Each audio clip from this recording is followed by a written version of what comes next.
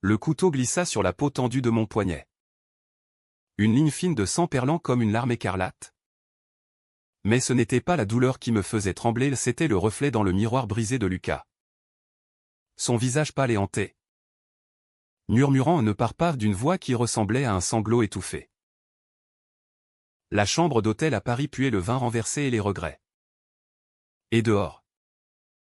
La scène charriait des secrets que nous n'avions jamais osé avouer. Quand ses lèvres effleurèrent les miennes pour la première fois ce soir-là. Ce n'était pas un baiser d'amour, mais une imploration désespérée. Un fil tendu entre nos âmes brisées. Prêt à se rompre au moindre souffle du destin. Je m'appelle Nathan. Et jusqu'à cette nuit-là. Lucas n'était que mon colocataire, un garçon de 25 ans aux yeux verts comme les vignes du Bordelais. Avec un sourire qui masquait des abysses. Nous partagions un appartement exigu dans le Marais. Ce quartier labyrinthique de Paris où les rues sentent l'histoire et le café brûlé. Il était arrivé un automne pluvieux. Traînant une valise usée et un air de mystère qui m'avait intrigué dès le premier regard. Salut. Je suis Lucas. Ton nouveau coloc, avait-il dit en tendant une main ferme. Ses doigts calleux trahissant un passé manuel. Peut-être des étés passés dans les champs de sa Provence natale. Moi. J'étais un Américain exilé. Un graphiste freelance chassant les ombres de New York pour les ruelles parisiennes. Cherchant dans l'art ce que je ne trouvais pas dans les cœurs. Les premiers mois furent une danse maladroite, des matins où il préparait du café trop fort. Des soirées où nous regardions des films en noir et blanc sur son vieux projecteur. Riant des dialogues absurdes de Godard. Mais sous cette camaraderie flottait une tension. Un courant électrique que ni l'un ni l'autre n'osait nommer. Lucas parlait peu de lui, un mot sur une enfance à Arles. Une phrase sur un père éleveur de taureaux. Et puis le silence. Comme si chaque confidence était une porte qu'il refermait à double tour. Moi. Je lui racontais mes nuits new-yorkaises. Les clubs enfumés où j'avais dansé avec des inconnus. Effleurant des lèvres sans jamais m'arrêter. Tu es libre. Toi, me disait-il parfois. Les yeux baissés sur son verre de vin. Et je sentais dans sa voix une envie mêlée de jalousie. Ce fut lors d'une exposition au Louvre que tout bascula. Nous errions parmi les statues antiques. Nos épaules se frôlant dans la foule. Devant le David de Michel-Ange. Il s'arrêta net. Son souffle court. Regarde-le, murmura-t-il. Si parfait. Si seul. Ses doigts effleurèrent mon bras. Un geste fugace. Mais qui alluma en moi un feu que je ne pouvais plus ignorer. Ce soir-là. Rentré à l'appartement. La pluie martelait les fenêtres comme un avertissement ignoré. Nous bûmes du Bordeaux volé à un marché. Et les mots coulèrent comme le vin, mes doutes sur l'amour. Ses peurs d'être vu. Puis, dans la pénombre du salon, il se pencha vers moi. Ses lèvres chaudes contre les miennes. Ce baiser fut un raz-de-marée doux. Affamé. Chargé de tout ce que nous avions eu. Ses mains glissèrent sous ma chemise. Traçant des chemins de feu sur ma peau. Et pour la première fois, je sentis son corps contre le mien. Ferme et vulnérable à la fois. Nos nuits devinrent un refuge secret. Dans le lit étroit que nous partagions désormais. Lucas se révélait, un amant passionné. Aux caresses précises comme un sculpteur. Murmurant des poèmes de Rimbaud entre deux souffles. Tu es mon Paris, me disait-il. Enroulé dans mes bras. Sa tête sur mon torse. Mais le jour, il redevenait distant. Évitant les regards complices dans la rue. Craignant les jugements des passants. En France, on tolère. Mais on n'oublie pas, confiait-il un soir. Les yeux perdus dans la nuit. Je riais. imprégné de mon optimisme américain. Mais au fond, je sentais la faille, son passé. Ce village d'Arles qu'il fuyait comme une malédiction. L'idée de le suivre là-bas germa lors d'un appel téléphonique anodin. Sa mère était malade. Un cancer qui rongeait ses poumons comme une ombre insidieuse. Je dois y aller, dit-il. La voix brisée. Évitant mon regard. Viens avec moi. C'était une invitation timide. Un pas vers l'aveu public de nous. Je dis oui sans hésiter. Imaginant un week-end romantique au cœur de la Camargue. Avec des balades à cheval et des dîners sous les étoiles. Mais au fond de moi, une intuition me serrait le ventre comme si ce voyage était une porte vers l'inconnu.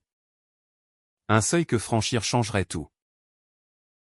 Le train pour Arles filait à travers les champs de lavande fanée. Le soleil couchant peignant le paysage en ocre et pourpre. Lucas serrait ma main dans la voiture-lit. Ses doigts moites de nervosité. Mon père. Il n'est pas facile, avoua-t-il enfin.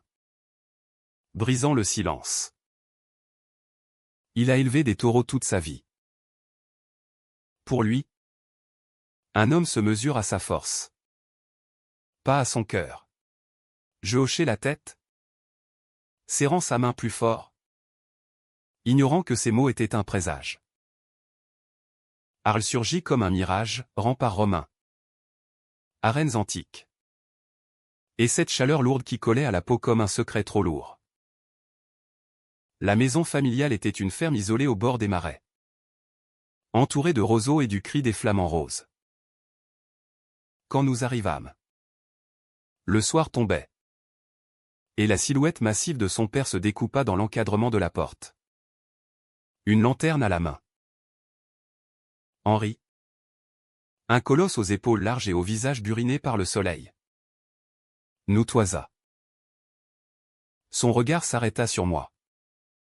Et un frisson me traversa, pas de bienvenue, mais une reconnaissance glaçante. Comme s'il voyait un fantôme. Toi, grogna-t-il d'une voix rauque. En français teinté d'accent provençal. Tu ressembles à celui qui a brisé mon fils. Lucas blêmit. Me lâchant la main comme si elle brûlait. Papa. C'est Nathan. Mon ami. Mais le mot sonna faux. Et dans les yeux d'Henri, je lus une histoire que je n'avais pas encore entendue, la mienne. Ou du moins, celle d'un autre. La nuit tomba sur la ferme comme un linceul. Et je m'endormis mal. Bercé par le coassement des grenouilles et le poids des non-dits. Le lendemain, tandis que Lucas aidait sa mère, pâle et frêle dans son lit, je déambulais dans les écuries, caressant les naseaux des chevaux qui renaclaient doucement. Henri m'observait de loin, sa pipe fumant comme un volcan endormi. Viens, lança-t-il enfin. D'un ton qui n'admettait pas de refus. Je le suivis jusqu'à un hangar poussiéreux, où trônait un vieux tracteur rouillé et des photos jaunies épinglées au mur. C'est là qu'il parla. Pour la première fois sans hostilité voilée. Lucas était un garçon joyeux. Autrefois. Il courait dans ses champs, riait avec les gitans de la foire. Sa voix se brisa. Et il sortit une photo, un jeune Lucas. Adolescent aux cheveux en bataille. Enlacé avec un autre garçon à grand. Aux yeux bleus. Un sourire espiègle. C'était Julien. Ils étaient inséparables. Amis, disait-il. Mais un été. Après une corrida. Ils ont franchi la ligne. La ville en a jasé. Les taureaux ne pardonnent pas la faiblesse. Et les hommes non plus. Je sentis mon estomac se nouer. Julien. Avec ses traits qui me ressemblaient vaguement et les mêmes pommettes hautes. La même fossette au menton. Un soir, ils se sont disputés. Julien est parti. Furieux. Lucas l'a suivi jusqu'au pont sur le Rhône. Le courant était fort ce jour-là. On n'a retrouvé que son écharpe. Accrochée au pilotis. Le silence qui suivit fut un abîme. Julien s'était noyé. Et Lucas portait cette culpabilité comme une croix. Il t'a vu en lui. N'est-ce pas, murmurai-je. La gorge serrée. Henri hocha la tête. Les yeux humides. Il t'a ramené ici pour racheter le passé. Mais les revenants ne reviennent pas pour guérir, il hante. Je quittai le hangar. Le cœur battant. Et courus vers la maison. Lucas était assis au chevet de sa mère. Tenant sa main diaphane. Pourquoi ne m'as-tu rien dit, explosai-je à voix basse. Pour ne pas la réveiller. Ses yeux verts, si familiers, se remplirent de larmes. Parce que je t'aime. Nathan.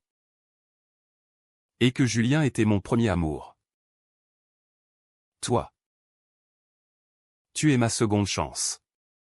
Ces mots, au lieu de guérir, creusèrent la plaie. Étaient ceux de l'amour. Ou une projection? Les jours suivants furent un tourbillon, des promenades silencieuses le long du Rhône. Où l'eau murmurait des reproches, des dîners tendus où Henri me scrutait comme un intrus, et des nuits où Lucas se blottissait contre moi. Son corps tremblant de souvenirs. Fais-moi l'amour comme si c'était la première fois, implorait-il. Et je m'y pliais. Nos peaux se mêlant dans une danse fiévreuse. Cherchant dans l'extase l'oubli. Mais chaque orgasme était teinté de mélancolie. Chaque caresse un écho de ce qui avait été perdu. Sa mère s'éteignit une semaine plus tard. Dans une aube rose qui peignait les marais en teintes irréelles. Le chagrin nous unit d'abord, Lucas pleura dans mes bras. Ses sanglots rauques résonnant dans la chapelle vide où nous veillâmes le corps. Henri, stoïque, organisa les funérailles avec une efficacité paysanne. Mais au cimetière, sous un ciel plombé, le conflit éclata. Un oncle, un cousin aux moustaches épaisses, murmura assez fort pour que j'entende, encore un ami de la ville? Lucas n'apprend pas. Les regards se tournèrent vers moi. Accusateur. Et Lucas se raidit. Laisse. Nathan, souffla-t-il. Mais je vis dans ses yeux la tentation de nier. De se fondre à nouveau dans le moule familial. Ce soir-là. Après l'enterrement. Nous nous disputâmes pour la première fois. Tu me vois comme un fantôme. C'est ça, lançai-je. La voix tremblante. Tandis que la pluie fouettait les volets. Non. Tu es toi. Nathan, mon Américain fou. Avec tes rêves de liberté. Mais ces mots sonnaient creux. Et quand il tenta de m'embrasser, je le repoussai. Prouve-le. Dis-leur qui je suis. Il recula. Le visage déformé par la peur. Pas encore. Pas ici. La nuit se referma sur nous comme une tombe. Et je dormis seul. Écoutant le vent hurler des vérités que nous refusions d'entendre. Le lendemain. Un appel de Paris me rappela à la réalité, un contrat urgent pour un client new-yorkais. Des deadlines impitoyables. Rentre, me dit Lucas au téléphone. La voix brisée. Je te rejoindrai bientôt. Mais je sentis le mensonge. Cette distance qui s'installait comme un mur invisible. Sur le quai de la gare d'Arles. Il m'embrassa une dernière fois. Furtivement. Ses lèvres salées de larmes. Je t'aime, murmura-t-il. Mais le train s'ébranla avant que je puisse répondre. emportant avec lui mes illusions. De retour à Paris. L'appartement me sembla vide. Un mausolée de nos souvenirs, son pull abandonné sur le canapé. Une bouteille de vin entamée sur la table. Les jours s'étirèrent en semaines. Ces messages sporadiques, je gère les affaires de maman en masquant une absence qui rongeait mon âme. Je travaillais tard. Noyant mes doutes dans l'alcool et les nuits solitaires.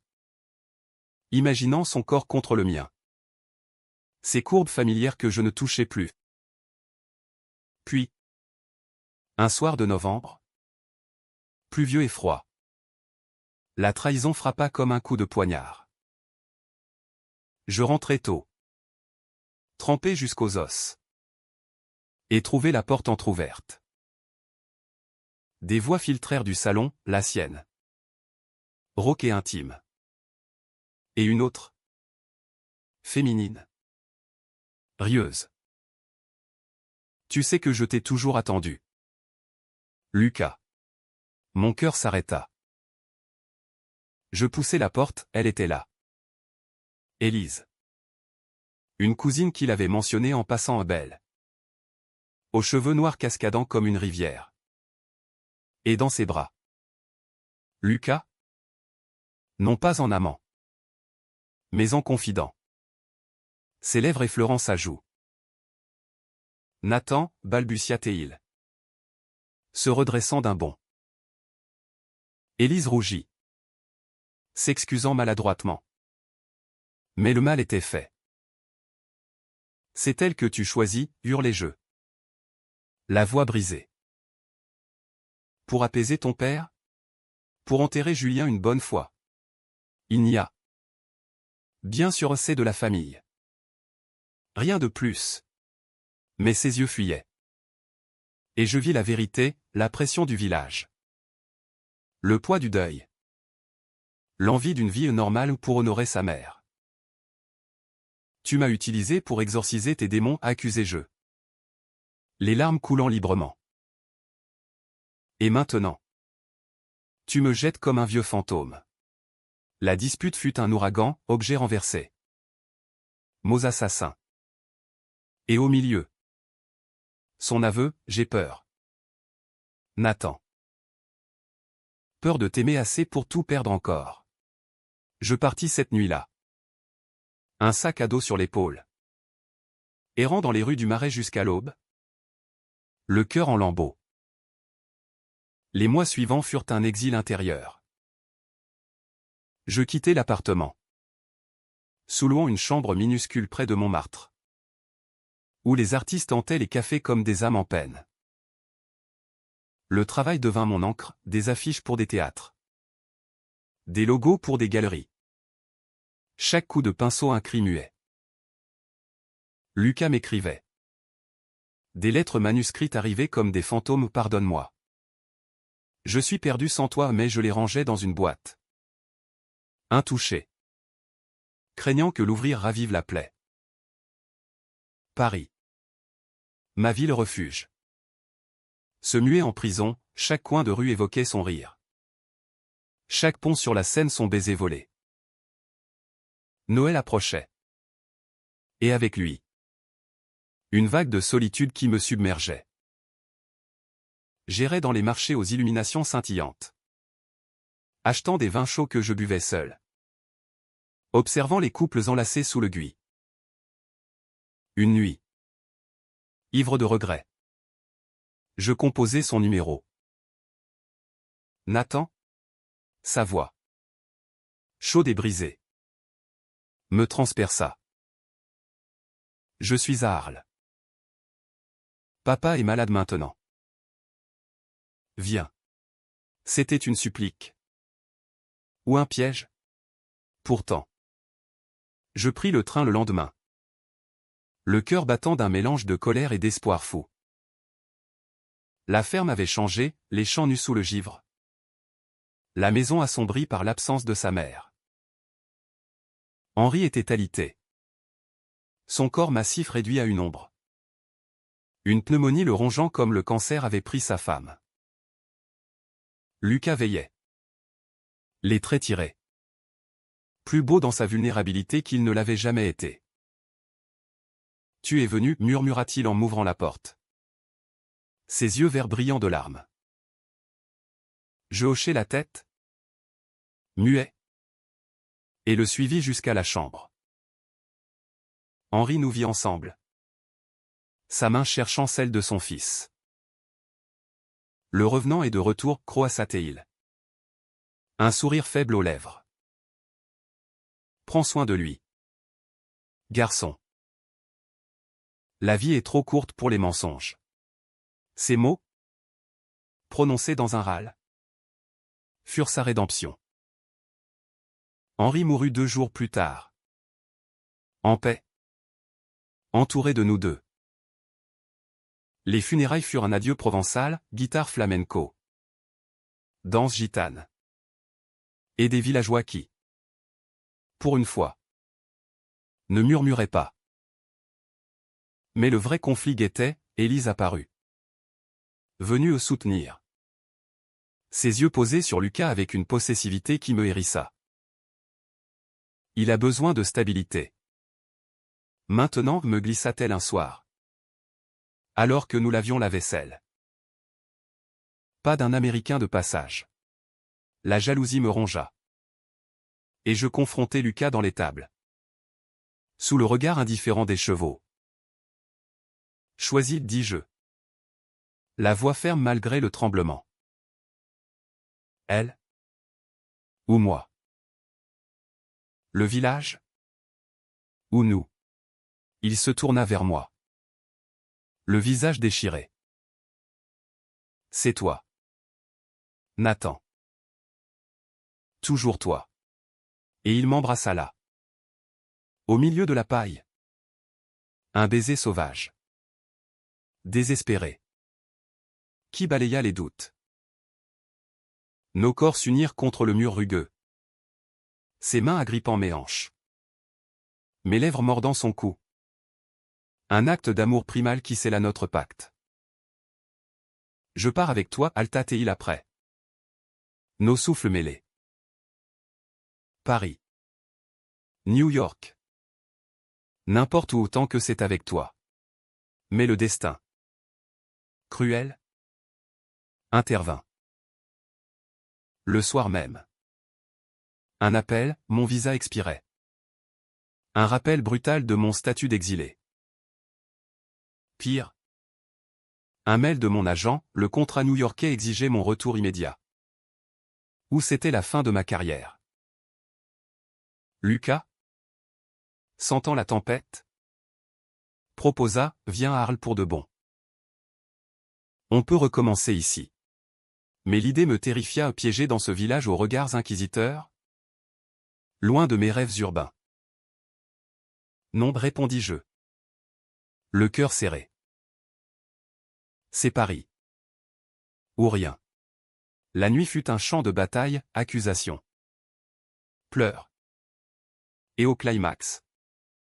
Sa confession ultime. Julien voulait partir. Lui aussi. Et je l'ai retenu. C'est pour ça qu'il est mort, ma peur de le perdre. Cette révélation me frappa comme un éclair. La culpabilité de Lucas n'était pas seulement la perte. Mais la cause, son amour possessif avait poussé Julien vers le Rhône fatal. Et moi, demandai-je. La voix un murmure. Suis-je ton prisonnier? Ou ta liberté? Il pleura. Longuement. Et au matin. Je partis seul. Laissant derrière moi un homme brisé. Mais entier pour la première fois. De retour à Paris. Je signai pour New York. Emballant mes toiles et mes regrets. Une lettre finale de Lucas arriva, tu m'as libéré. Nathan. Merci d'avoir été mon revenant. Je pleurais en la lisant. Mais souris aussi car dans cette douleur. J'avais trouvé ma propre humanité. Aujourd'hui. Je marche dans les rues de Manhattan. Un nouveau chapitre s'ouvrant. Mais son ombre plane toujours. Un amour qui, même perdu, enseigne la tendresse infinie du cœur. Pourtant, le destin, ce farceur impitoyable, n'en avait pas fini avec nous. 8 mois plus tard, une exposition à Avignon me ramena en Provence, un hasard professionnel. Jurai-je à mon reflet dans le train. Mais au fond, une excuse pour guérir les cicatrices. Arles n'était qu'à 1 heure. Et mes pas me portèrent là-bas un soir d'été, où les cigales chantaient une sérénade lancinante. La ferme était vendue, transformée en gîte touristique. Mais Lucas, il était là, assis sur le muret du jardin, un verre de pastis à la main, plus amaigri, plus mûr, ses yeux verts captant la lumière du couchant comme des émeraudes. Revenant, dit-il en me voyant. Un sourire timide aux lèvres. Et ce mot, autrefois accusation, sonna comme une caresse. Nous parlâmes des heures. D'abord maladroitement de Paris, de New York, de la vie qui avait continué sans nous. Puis, les confessions coulèrent, son deuil achevé. Sa décision de vendre la terre pour voyager. Sa thérapie avec un psychologue de Marseille qui l'avait aidé à affronter le fantôme de Julien.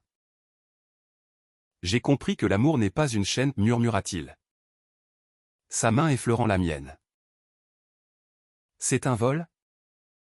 Libre et imprévisible. Et moi? L'Américain pragmatique. Je fondis, j'ai peint des toiles entières de toi. Lucas.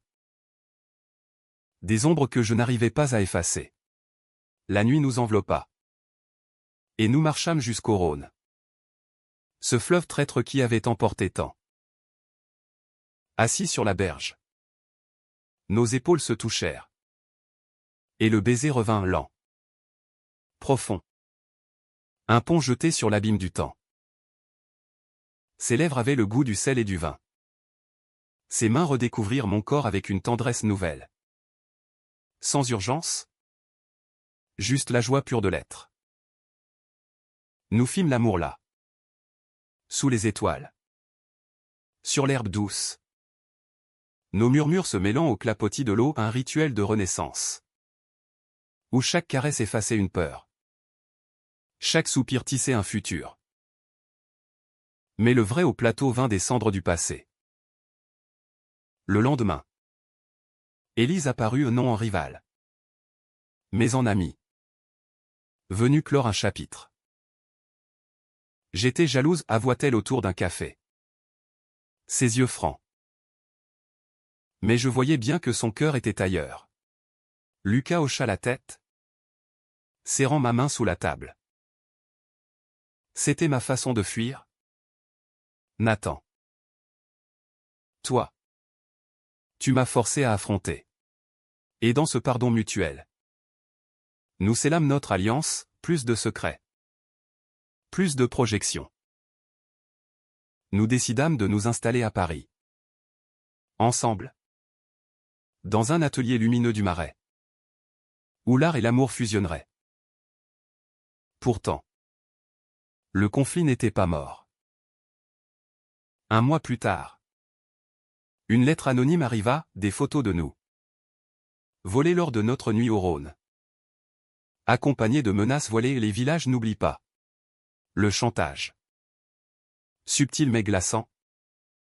Raviva les ombres, un cousin aigri. Un voisin homophobe. Cherchant à nous briser. Lucas paniqua. Prêt à tout abandonner. Fuyons, implora-t-il. Mais je refusai. Mon sang américain bouillonnant de défi. Non. Nous affrontons. Ensemble. Le climax survint lors d'une confrontation publique. À la foire d'Arles, cette arène où les taureaux et les hommes dansaient la mort. Nous y allâmes main dans la main. Un geste délibéré. Nos doigts entrelacés défiant les murmures. La foule s'écarta. Et le cousin surgit. Rouge de colère, honte à la famille, hurla-t-il, brandissant les photos.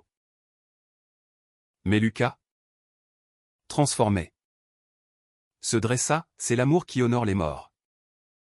Pas le silence. Sa voix, ferme et vibrante, porta comme un cri de corrida. La foule, d'abord hostile, se tut, puis applaudit non par approbation forcée, mais par respect pour la vérité nue.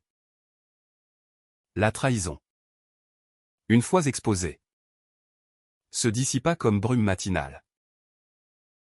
Le cousin s'effondra, avouant sa propre douleur, la perte de son frère. Julien, qu'il avait aimé en secret. Nous sommes tous hantés, murmura-t-il. Et dans cette révélation collective, une guérison naquit. Nous repartîmes de la foire non comme victimes, mais comme survivants. Nos cœurs allégés.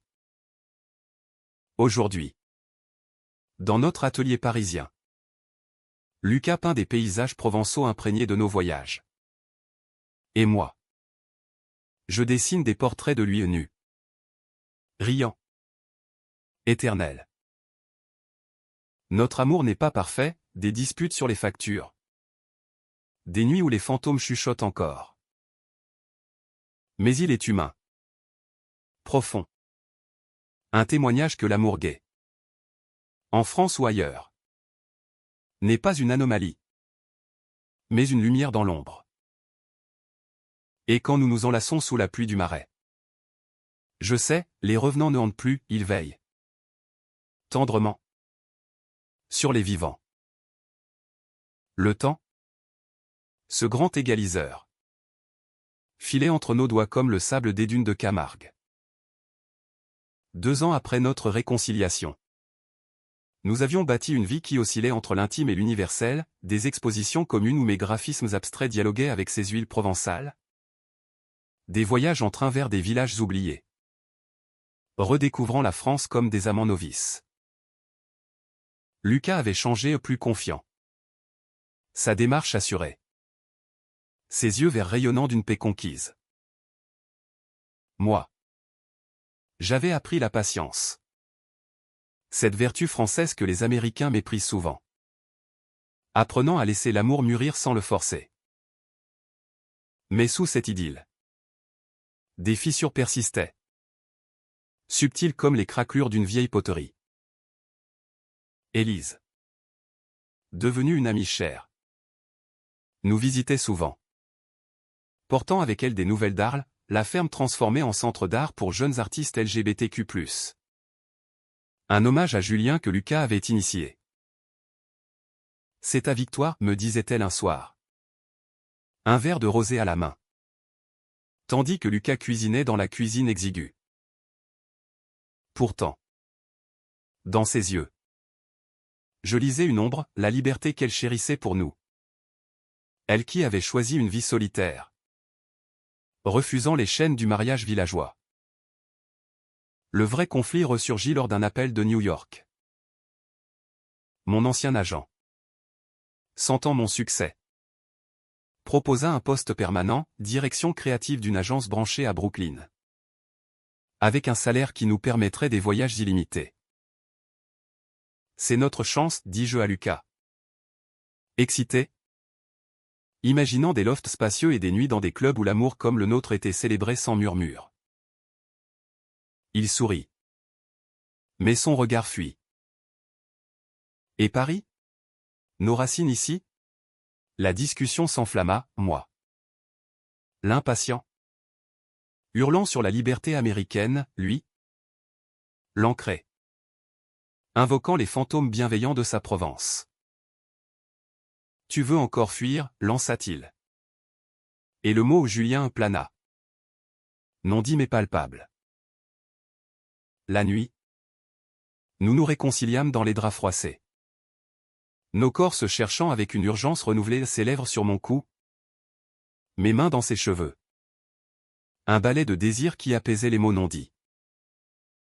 Je t'aime au-delà des frontières, murmura-t-il après. Son souffle chaud contre ma peau. Mais le doute s'était insinué. Un poison lent. Les semaines suivantes furent tendues, il accepta le compromis 1 an à New York. Puis retour, mais je sentais sa réticence. Comme un écho de nos débuts. Le climax arriva brutalement. Lors d'une visite à Arles pour l'inauguration du centre.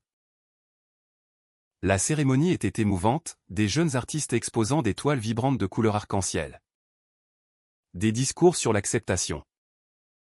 Et au centre, une plaque à Julien. Lumière éternelle. Lucas parla. Sa voix claire et forte.